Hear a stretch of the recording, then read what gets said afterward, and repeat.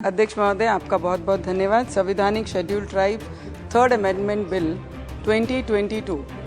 Sir, हम जो bill ला रहे हैं और ये थर्ड अमेंडमेंट कर रहे हैं कि दूसरी जातियों की जो मांग बहुत सालों से है, जो यही एसटी में थे, उनको फिर से अपने एसटी इसमें लाकर उनको न्याय देने का काम हमारी ये मंत्रिमंडल कर रहा है। उसके लिए मंत्री जी का दिल से बहुत बहुत धन्यवाद करूंगी। शेड्यूल ट्राइब्स के जितने भी लोग हमारे कलीग्स यहाँ पर बोले, सभी ने अपने अपने क्षेत्र के या अपने राज्यों के जितने भी ट्राइबल में रहने वाले आदिवासी भाई बहन हैं, उनकी समस्याओं के बारे में यहाँ बताया।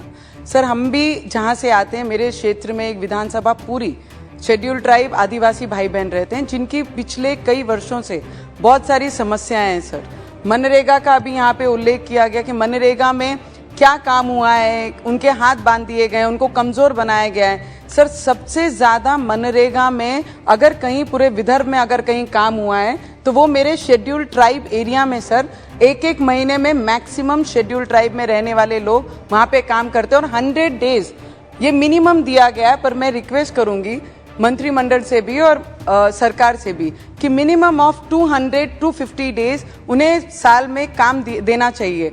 वहां पर सबसे बड़ी प्रॉब्लम है सर माल न्यूट्रिशन की और चिकन सेल्स की मैडम, क्योंकि वहां पर जो लोग रहते हैं, ये सब चीजों की उनके बहुत बड़ी समस्या है। वहां पे हॉस्पिटल की कहीं सुविधाएं नहीं है, वो सुविधाएं हमें देना बहुत जरूरी है। और गर्भवती जब डिलीवर करती है तो अगर वहां पे कोई इमरजेंसी केस होता है तो 150 किलोमीटर उन्हें अमरावती आना पड़ता है और बीच में ऐसी दुर्घटना हो जाती है तो कई बार माता की भी डेथ हो जाती है और बच्चे की भी उसी के साथ डेथ हो जाती है। तो ऐसी जगहों पे उन्हें हॉस्पिटल की फैसिलिटी देना बहुत जरूरी है।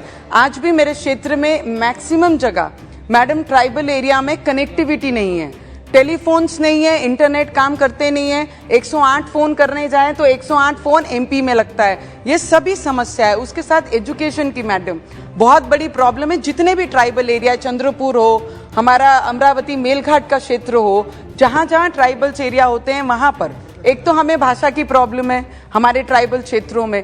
जब हमारे टीचर्स वहां पर आते हैं तो वो नॉन आदिवासी होते हैं मैक्सिमम और उन्हें हमारी भाषा नहीं आती है। हमारे बच्चों को उनकी भाषा समझती नहीं है, उनको हमारी भाषा समझती नहीं है। और हमारे बच्चों को अगर जॉब अपॉर्चुनिटीज देनी है तो 150 किलोमीटर प्लेन पट्टे से हमारे वहां पर आदिवासी क्षेत्र में आने तक के लिए उन्हें बहुत कष्ट करना पड़ता है, जो टीचर्स वहां पे पढ़ाने आती हैं। हमारे बच्चों ने बीए डीएड किए हुए हैं आदिवासी के, तो उनको ही अगर अपॉर्चुनिटी उस क्षेत्र में दिया जाए तो वहां के बच्चों को ना लैंग्वेज प्रॉब्लम होगी, ना एजुकेशन प्रॉब्लम होगी, अच्छी पढ़ा सकते हैं। और उन्हें जो राइट देने का काम हमारे पंतप्रधान प्राइम मिनिस्टर जी कर रहे हैं, वो राइट्स देने का काम हम लोग कर सकते हैं। छोटे छोटे इशू हैं, कास्ट सर्टिफिकेट का इशू है sir 2 minutes, it's I know हम समर्थन करने के लिए खड़े हैं, पर आदिवासियों की प्रॉब्लम है। अगर समाज को आदिवासी ट्राइबल में लाके उन्हें न्याय देने का काम कर रहे हैं तो उनको जो सुविधाओं से वंचित है उन्हें यहाँ पर रखना हमारा कर्तव्य है। तो मुझे लगता है कास्ट सर्टिफिकेट का जो इशू होता है,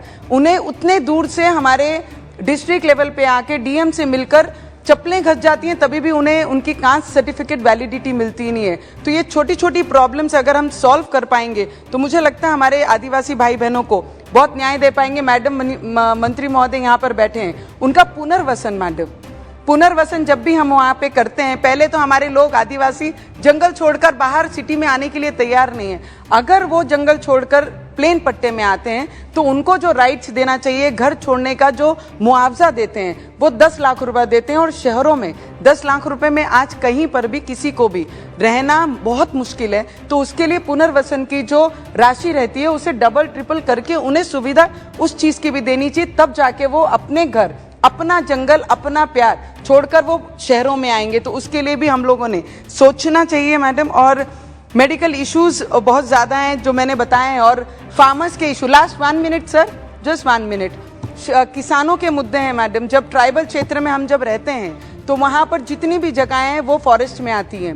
फॉरेस्ट से हमको वो दी गई हुई जगहें कि यहाँ पे रहना बसरा करने के लिए आपको इतनी जगह हम देते हैं और उसमें आप खेती कर सकते हैं। पर वो खेतियों का फॉरेस्ट को लगा है करके वाइल्ड एनिमल्स का इतना बड़ा प्रभाव रहता है कि काम करने के बाद वहाँ पे बुआई करने के बाद हमें वो चीज़ हाथ में लगती नहीं, क्योंकि वाइल्ड एनिमल्स पूरे जानवर खा लेते हैं। तो मुझे लगता है ये सब चीज़ों का भी निपटारा करना चाहिए। पर मंत्रिमंडल जब भी ट्राइबल को लेकर यहाँ पे जो भी बिल लाते हैं, हम उसके साथ में हमेशा खड़े हैं, क्योंकि ट्राइबल आदिवासी लोगों को, क्षेत्र में रहने वाले लोगों को न्याय मिलना ही चाहिए, क्योंकि उन्हें ग्रोथ देने वाला ये पिछले 8 वर्षों में जितनी ग्रोथ ये प्राइम मिनिस्टर जी के मंत्रिमंडल द्वारा और प्राइम मिनिस्टर के द्वारा दे सकते थे, मुझे लगता है उससे कहीं ज्यादा आप लोग दे रहे हैं। पर छोटी छोटी इश्यूज हैं, उनके लिए भी अगर आपने सपोर्ट किया मैडम, तो बहुत ज्यादा हेल्प हमारे आदिवासी भाई बहनों को होगा।